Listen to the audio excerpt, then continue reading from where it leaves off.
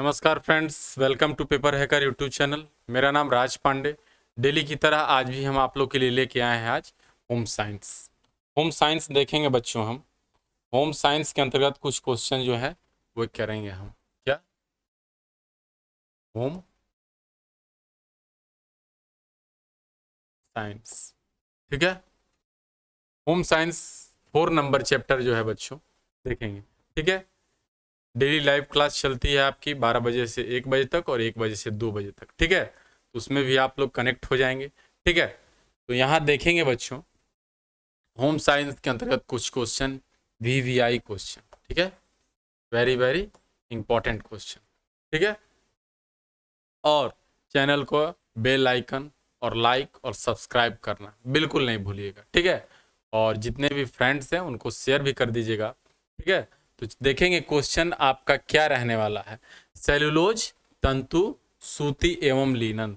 सूती एवं लीनन से रिलेटेड क्वेश्चन है बेटा, इसको हम देखेंगे, ठीक है। ये सेलुलोज फाइबर्स, कॉटन और लिनन, ठीक है। क्लियर। चलिए देखेंगे यहाँ फर्स्ट नंबर क्वेश्चन आपका स्क्रीन पे ये रहने वाला है कि कपास के बीज में एक बीज होता है जिसे क्या कहते हैं। कपास के बीज में एक बीज होता है, उस बीज का नाम बताना है हम लोग को कि वह कौन सा बीज होता है, ठीक है। देखिए, ढूंढ, बिनौला, बीज, ये सभी फटाफट बताइए क्या होगा। 1 नंबर का देखेंगे बेटा, तो इसका आंसर क्या रहने वाला है। इसका जो आंसर रहने वाला है वो हो जाएगा बिनौला। बिनौला जो है ये कपास के बीज में एक बीज होता है जिसे क्या कहते हैं, बिनौला कहते हैं। क्या, बिनौला, ठीक है। चलिए सेकंड नंबर चलेंगे, देखेंगे सेकंड नंबर जो रहने वाला है क्वेश्चन आपका स्क्रीन पे वो ये है कि कपास के उत्पादन में प्रथम स्थान है। कपास के उत्पादन में वर्ल्ड में किसका प्रथम स्थान है, ये पूछा है, ठीक है। तो भारत, बांग्लादेश, अमेरिका, रूस, बताइए कपास के उत्पादन में प्रथम स्थान कौन रखता है, ये पूछा, बताइए। 2 नंबर का क्या होगा। 2 नंबर का जो होगा वो हो जाएगा सी, अमेरिका। कपास के उत्पादन में कौन प्रथम स्थान है, अमेरिका है, ठीक है। कपास के उत्पादन में प्रथम स्थान जो है वो अमेरिका रखता है, ठीक है। देखिए आगे चलेंगे, देखेंगे नेक्स्ट क्वेश्चन की ओर। 3rd नंबर जो क्वेश्चन वो है बेटा, ये है कि कपास की जन्मभूमि पूछा है। क्या है, कपास की जन्मभूमि कौन सी है, कहाँ से वो डिस्कवर्ड हुआ है, खोज हुई है।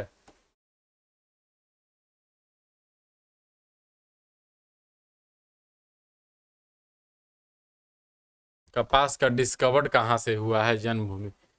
Japan, Bharat, Europe, America. फटाफट देखिए यहाँ क्या होगा, क्या होगा। 3rd नंबर का, 3rd नंबर का जो हो जाएगा वो हो जाएगा भारत। बी नंबर, कपास की जन्मभूमि कहाँ है, भारत है, ठीक है। समझ में आ रहा है। चलिए देखिए यहाँ 4 नंबर देखिए, कपास की कौन सी वस्तु जानवरों के खाने में प्रयोग की जाती है। वह कौन सी वस्तु है कपास की जो जानवरों के खाने में यूज होती है, जानवरों के खाने में प्रयोग की जाती है। देखिए यहाँ ऑप्शन है बीज, बिनौले, फूल, बीज की खेती, खली, बीज की खली। 4th नंबर बताएंगे क्या होगा। इसका जो रहने वाला आंसर है बेटा वो ये हो जाएगा बीज की खली। बीज की, कपास की वह वस्तु जो खाने में प्रयोग होती है वह क्या होती है, बीज की खली, ठीक है। चलिए देखिए 5 नंबर क्वेश्चन देखेंगे, स्क्रीन पे आपके है। सूती वस्त्र किन देशों में बेचे जाते हैं, किन देशों में क्या किए जाते हैं। एक्सपोर्ट मतलब लेना, इंपोर्ट मतलब भेजना। तो किन देशों में इंपोर्ट किए जाते हैं पूछ रहा है, बेचे जाते हैं मतलब बाय किए जाते हैं, इंपोर्ट किए जाते हैं, ये पूछा है किन देशों में इंपोर्ट किए जाते हैं। तो देखेंगे ऑप्शन यूरोप, जापान, इंग्लैंड, रूस। क्या होगा 5 नंबर का? 5 नंबर का जो आंसर रहने वाला है वो हो जाएगा यूरोप। सूती वस्त्र किन देशों में बेचे जाते हैं? तो यूरोप। कहाँ?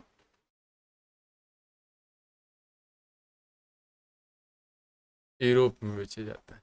ठीक है, चलिए देखेंगे नेक्स्ट क्वेश्चन की ओर चलेंगे। 6 नंबर, 6 नंबर जो क्वेश्चन रहने वाला है वो ये है कि कपास का तंतु अनुप्रस्थ काट में दिखता है। कपास का तंतु जो है अनुप्रस्थ काट में दिखता है। क्या दिखता है?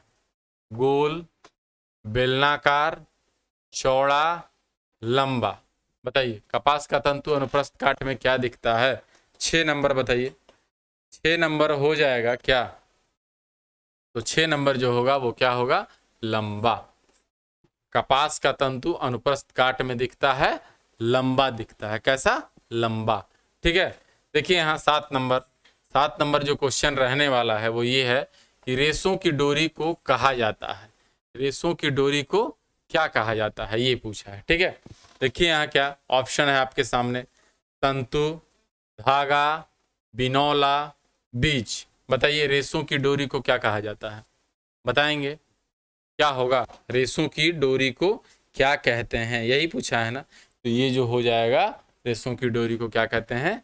बीज कहते हैं। रेशों की डोरी को बीज बोला जाता है। लर्न हो गया ना? लर्न हो जाने चाहिए। चलिए देखिए यहाँ 8 नंबर देखेंगे क्वेश्चन। 8 नंबर, नमी एवं सीलन युक्त स्थान पर सूती वस्त्र रखने पर उसमें क्या लग जाती है? नमी और सीलन युक्त स्थान पर कॉटन का जब वस्त्र रखते हैं तो उसमें क्या लग जाती है, ये पूछा है। देखिए यहाँ फफूंदी, कीड़े, अम्ल, क्षार। नमी और सीलन युक्त स्थान पर सूती वस्त्र रखने पर उसमें क्या लग जाती है? देखेंगे क्या लग जाती है। ये जो लग जाती है वो लग जाती है क्या? फफूंदी। नमी एवं सीलन युक्त स्थान पर सूती वस्त्र रखने पर उसमें फफूंदी लग जाती है। ठीक है, चलिए देखेंगे आगे चलेंगे।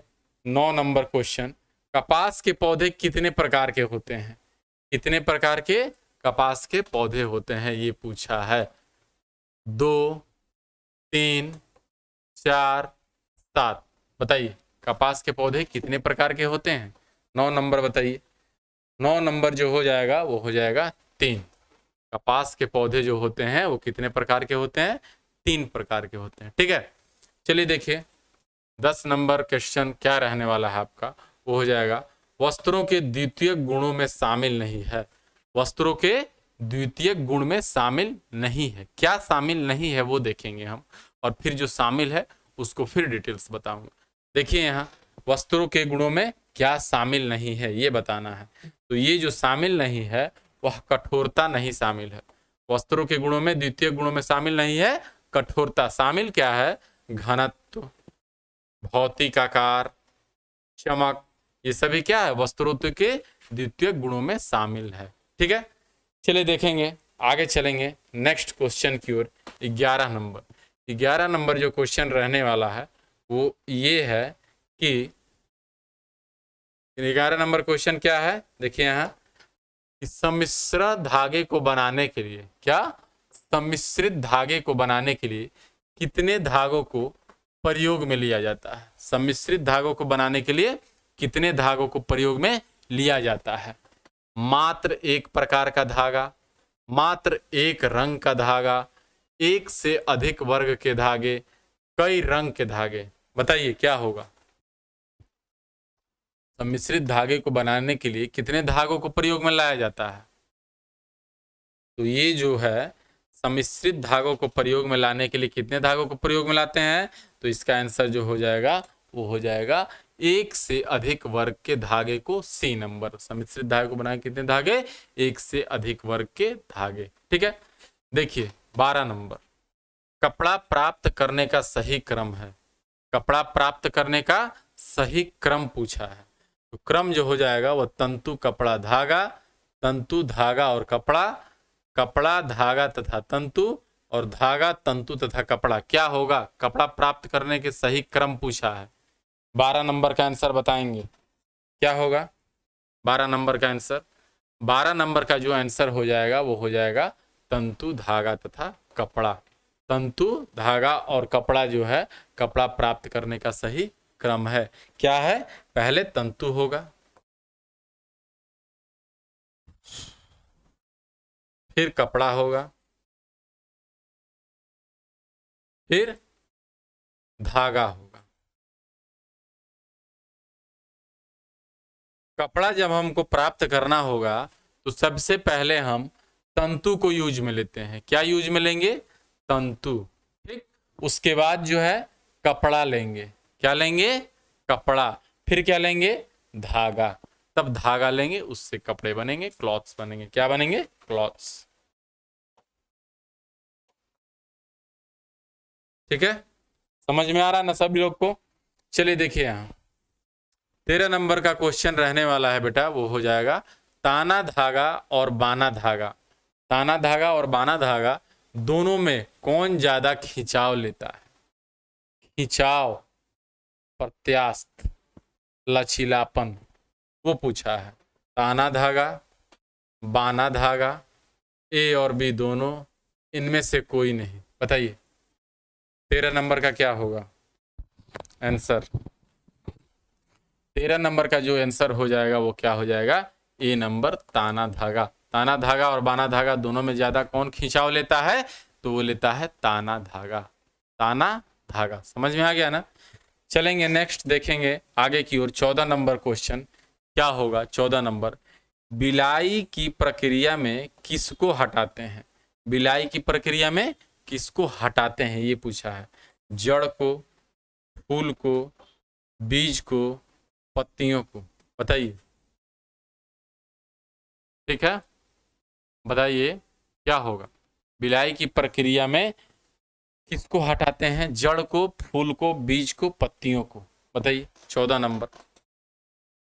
14 नंबर वो जो हो जाएगा वो सी नंबर हो जाएगा, बीज को। बिलाई की प्रक्रिया में किसको हटाते हैं? तो बीज को। ठीक है, तो 15 नंबर देखिए, तो निम्न में से कौन एरामिड रेशे का भाग नहीं है? कौन एरामिड रेशे का भाग नहीं है, ये पूछा है। एरामिड रेशे का भाग पूछ रहा है, कौन नहीं है ये पूछा है। जो है वो फिर मैं रिपीट करूंगा, और जो नहीं है वो बताता हूं कौन नहीं है। बताइए। नोमेक्स, केवलर, आश्रय, उपयुक्त, सभी। बताइए 15 नंबर का क्या होगा?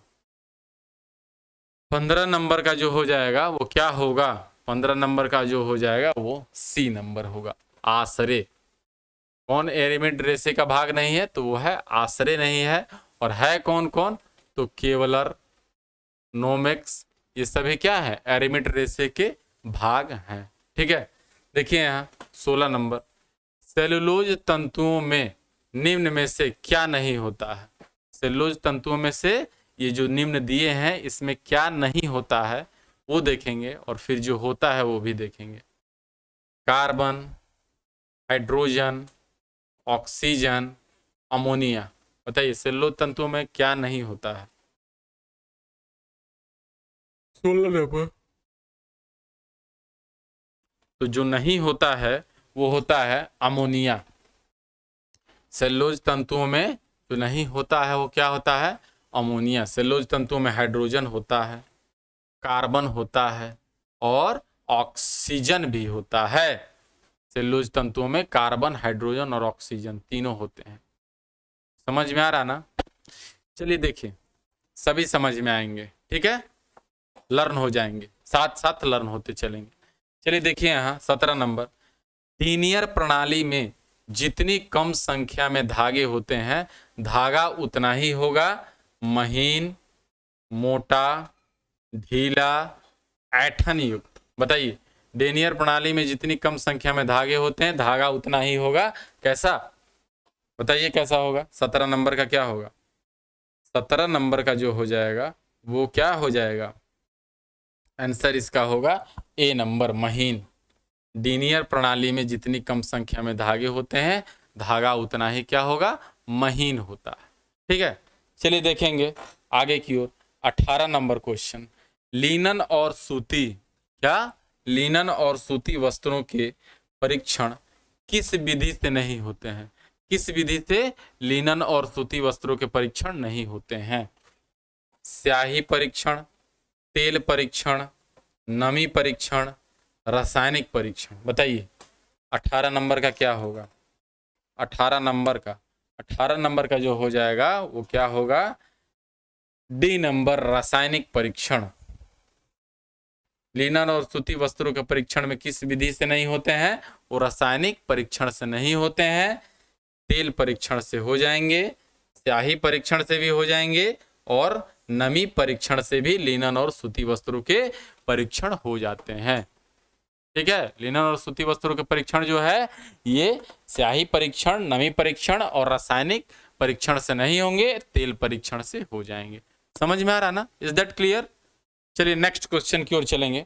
नेक्स्ट क्वेश्चन बेटा रहने वाला ये है आप लोगों की स्क्रीन पे कि धागे की निर्माण क्या है? धागे की निर्माण प्रक्रिया होती है। कैसी होती है धागे की निर्माण प्रक्रिया? ये पूछा है। खींचना, तह करना, काटना, कताई, कैसी होगी धागे की निर्माण प्रक्रिया? होगी स्क्रीन पे बताइए कैसी होगी धागे की निर्माण प्रक्रिया पूछा है। तो धागे की जो निर्माण प्रक्रिया होगी वह होगी कैसी? तो कताई। धागे की निर्माण प्रक्रिया जो होती है कैसी होती है? कताई होती है। ठीक, चलिए देखिए 20 नंबर क्वेश्चन। प्राकृतिक रेशे के मुख्यतः 3 उप प्रकार होते हैं। कितने प्रकार होते हैं? 3। इनमें से आप किसे नहीं रखेंगे? किसे नहीं रखेंगे वो बताएंगे, फिर जो रखेंगे वो भी मैं बताऊंगा। वनस्पतिक, प्राणिज, खनिज, रासायनिक। बताइए बताइए क्या होगा? 20 नंबर का 20 नंबर का बताना है हमको, ऑप्शन बताना है कि 20 नंबर का ऑप्शन क्या होगा, यही ना? तो 20 नंबर का ऑप्शन हम देखेंगे क्या रहने वाला है, हैं? 20 नंबर का ऑप्शन देखेंगे कि क्या रहने वाला है। तो 20 नंबर का जो ऑप्शन रहने वाला है वो क्या है? डी नंबर, रासायनिक। ठीक है, प्राकृतिक रेशे के मुख्यतः 3 उपक्रम होते हैं, इनमें से आप किसे नहीं रखेंगे? तो रासायनिक को नहीं रखेंगे। ठीक है, और रखेंगे किसे किसे? तो प्राणिज को, वनस्पतिक को, खनिज को। ठीक है, इन सभी को रखेंगे। 21 नंबर है कपास का विशिष्ट गुरुत्व होता है। कपास का विशिष्ट गुरुत्व कैसा होता है? ये है ना 0.92, 1.32, 1.52, 1.63। बताइए कपास का विशिष्ट गुरुत्व कैसा होता है? 21 नंबर। 21 नंबर का जो रहने वाला है वो हो जाएगा 1.52। कपास का जो विशिष्ट गुरुत्व होता है वो क्या होता है?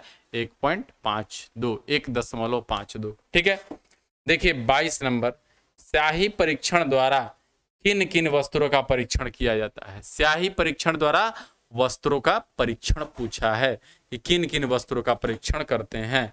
लिनन और कपास, ऊन और नायलॉन, टेरिलिन और डेक्रॉन, इनमें से कोई नहीं। बताइए 22 नंबर। 22 नंबर का क्या होगा? 22 नंबर का जो होगा वो होगा ए नंबर, लिनन और कपास। स्याही परीक्षण द्वारा वस्त्रों का परीक्षण किया जाता है लिनन और कपास के द्वारा। किसके द्वारा? लिनन और कपास। ठीक है, लिनन और कपास। देखेंगे आगे की तरफ चलेंगे। नेक्स्ट क्वेश्चन 23 नंबर स्क्रीन पे आपके रहने वाला है, जो ये है कि कपास के तंतु में सेलुलोज रेशो का प्रतिशत कितना होता है? कपास के जो तंतु होते हैं उसमें सेलुलोज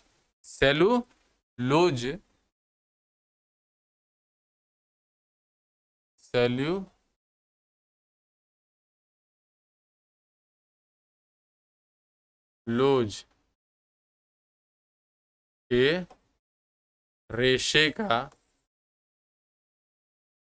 परसेंटेज पूछ रहा है। क्या पूछ रहा है? परसेंटेज, कि कपास के तंतु में सेलुलोज की रेशो का प्रतिशत कितना होता है। तो देखेंगे 40 से 90%, 5 से 8%, 20 से 40% और इनमें से कोई नहीं। बताइए 23 नंबर का क्या होगा? 23 नंबर का जो हो जाएगा बेटा वो हो जाएगा 40 से 90% जो है कपास के तंतु में सेलुलोज रेशो का प्रतिशत है क्या? 40 से 90%। ठीक, चलिए देखेंगे 24 नंबर। कपास के तने वस्त्र पर कितने डिग्री फ़ारेनहाइट तापक्रम पर प्रेस किया जाता है? प्रेस किया जा सकता है। कपास के तने पर वस्त्र पर कितने डिग्री फ़ारेनहाइट तापक्रम पर प्रेस किया जा सकता है? 100 से 200, 300 से 320, 330 से 350 और 400 से 420। क्या होगा 24 नंबर का? बोलिए, 24 नंबर का आंसर बताना है। 24 नंबर का जो आंसर रहने वाला है वो हो जाएगा 300 से 320। ठीक है, कपास के तने में वस्त्र पर कितने डिग्री फ़ारेनहाइट तापक्रम पर प्रेस किया जा सकता है? तो हो जाएगा 300 से 320 हाइट पर जो है प्रेस किया जा सकता है कपास के क्लॉथ्स पर, कपास के क्लॉथ्स पर, कपास के क्लॉथ्स पर। देखिए यहाँ 25 नंबर, तेल परीक्षण द्वारा कौन कौन से वस्तुओं के परीक्षण किए जा सकते हैं? तेल परीक्षण द्वारा कौन कौन से वस्तुओं के परीक्षण किए जा सकते हैं? ऊन तथा रेशम, लिनन और सूती, ठीक, टेरिलिन और डेक्रॉन, और इनमें से कोई नहीं। ठीक है, बताइए क्या होंगे?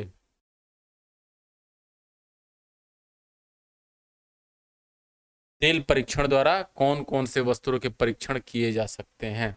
25 नंबर बताना है। 25 नंबर जो हो जाएगा वो क्या हो जाएगा? वो हो जाएगा लिनन और सूती। तेल परीक्षण द्वारा कौन कौन से वस्तुओं के परीक्षण किए जा सकते हैं? तो हो जाएंगे लिनन और सूती। ठीक है, देखिए 26 नंबर चलेंगे, 26 नंबर क्वेश्चन की ओर। कपास के उत्पादन में सर्वोच्च स्थान प्राप्त देश कौन सा है?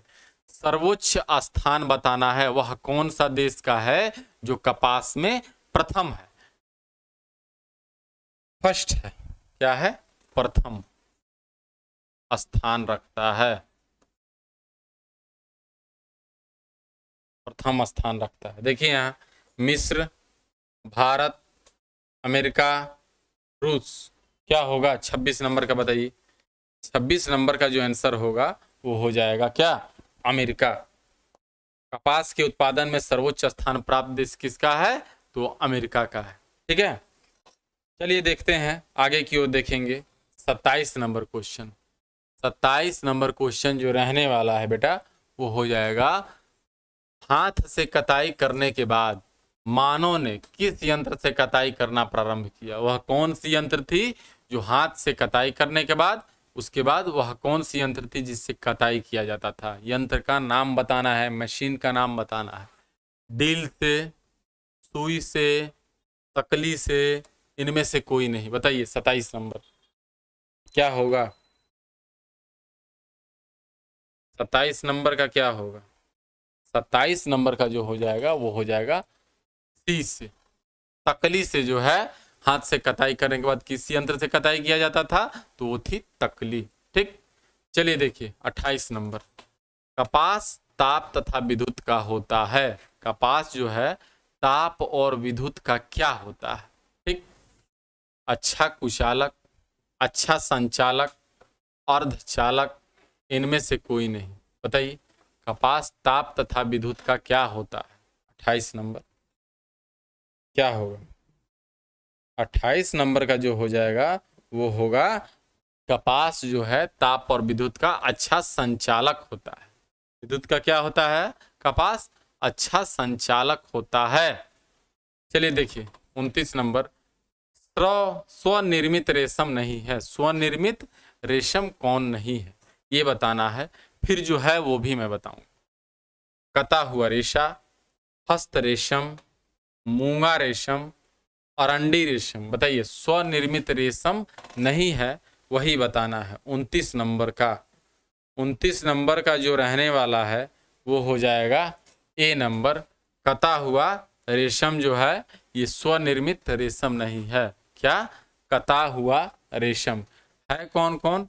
हस्त रेशम, अरंडी रेशम और मूंगा रेशम जो है ये स्वनिर्मित रेशम है, और ये कता हुआ रेशम जो है वो स्वनिर्मित रेशम नहीं है। स्वनिर्मित रेशम हस्त रेशम, अरंडी रेशम और मूंगा रेशम। चलिए देखेंगे 30 नंबर क्वेश्चन की ओर। प्राकृतिक स्टेपल रेशा है, प्राकृतिक स्टेपल रेशा कौन सा है ये पूछा। रेशम, कपास, रेयन, नायलॉन, बताइए प्राकृतिक स्टेपल रेशा कौन सा है। 30 नंबर का क्या होगा? 30 नंबर का जो हो जाएगा वो होगा प्राकृतिक स्टेपल रेशा क्या है? कपास है। क्या है? कपास है प्राकृतिक स्टेपल रेशा। चलिए देखेंगे, आगे की ओर चलेंगे 31 नंबर क्वेश्चन की ओर। 31 नंबर जो क्वेश्चन रहने वाला है वो ये है कि तकली को किस प्रकार का यंत्र माना जाता है। तकली को किस प्रकार का यंत्र मानते हैं? विद्युत चालित यंत्र, स्वचालित यंत्र, हस्तचलित यंत्र, उपयुक्त सभी। ठीक है, तकली को किस प्रकार का यंत्र माना जाता है ये पूछा है। तकली को किस प्रकार का यंत्र मानते हैं यही पूछा। बताइए किस प्रकार का यंत्र मानते हैं। 31 का क्या होगा आंसर? 31 का जो आंसर रहने वाला है वो हो जाएगा हस्तचलित यंत्र। हाथ द्वारा चलता है, हस्तकरघा जो हाथ के द्वारा होता है उसे हम हस्तचलित बोलते हैं। तो तकली को जो माना जाता है वो माना जाता है हस्तचलित यंत्र के मानते हैं उसको। क्या मानते हैं? हस्तचलित यंत्र। देखिए 32 नंबर क्वेश्चन चलेंगे। साधारण धागा अपनी संपूर्ण लंबाई में एक समान क्या रखता है? साधारण धागा जो रखता है संपूर्ण लंबाई में अपनी एक समान क्या रखता है? व्यास रखता है, निश्चित अंतराल में गांठें रखता है, एक समान दूरी में लूप रखता है, उपयुक्त सभी। बताइए 32 नंबर का। 32 नंबर का क्या होगा? वो होता है व्यास। साधारण धागा जो है अपनी संपूर्ण लंबाई में एक समान क्या रखता है? व्यास रखता है। ठीक है, चलिए देखते हैं 33 नंबर। साधारण धागे में मजबूती लाने के लिए क्या दिया जाता है?